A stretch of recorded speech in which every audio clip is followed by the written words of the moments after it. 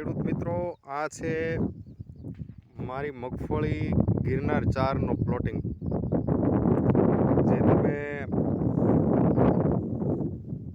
જુઓ. આની પ્યોરિટી એવી હોય કે આમાં અધર વેરાયટી ન હોય, માઇનોર હોય. એને અમે અને રોગિંગ કરી લેવાનું કે જે આ અધર વેરાયટી છે, બીજી પ્રકારનો છોડ, તો એને ઉપાડી લઈએ તો આવતા વર્ષ માટેનું આપણું આ પ્યોર ગિરનાર 4 બિયારણ મળે.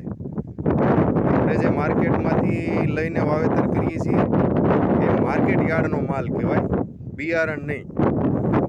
મગફળીનું બિયારણ બનાવવા માટે ખાસ કાળજી રાખવી પડે કે એમાંથી આ અવસ્થાએ એને રોગિંગ કહેવાય કે જે બીજી વેરાયટી, બીજા પ્રકારનો છોડ હોય એને ઉપાડી લઈએ તો એ આપણી પ્યોરિટી બિયારણની એક ધારી આપણને મળી શકે.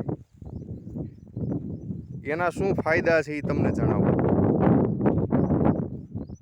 કે બીજા પ્રકારની વેરાયટી છે એને ટૂંકા દિવસોએ પાકતી હોય અથવા લાંબા દિવસોએ પાકતી હોય, તો આપણને એ નુકસાન કરતું હોય કે આ 90 દિવસે પાકતી વેરાયટી હોય બીજા કોઈ અધર વેરાયટી, તો એ ત્યાં સુધીનું આપણું ખાતર ખેંચી લે, પાણી ખેંચી લે, દવાના છંટકાવ જે મોંઘા કરીએ એ બધું ખેંચી લે, અને આપણા હાથમાં તો એ આવવાનું નથી. ટોટલ લોસ છે, ફક્ત નુકસાની જ છે. અને મોટી નુકસાની એ કે એ જે ફંગસ એમાં થાય પાક્યા પછી ફેલ થઈને, એ ફંગસ આપણા ચાલુ પ્લોટને પણ બગાડે છે. એટલા માટે બિયારણ એવું આપણે પસંદ કરવું જોઈએ કે જેની શુદ્ધતા હોય, એટલે કે બીજી વેરાયટી એમાં મિશ્રણ ન હોય.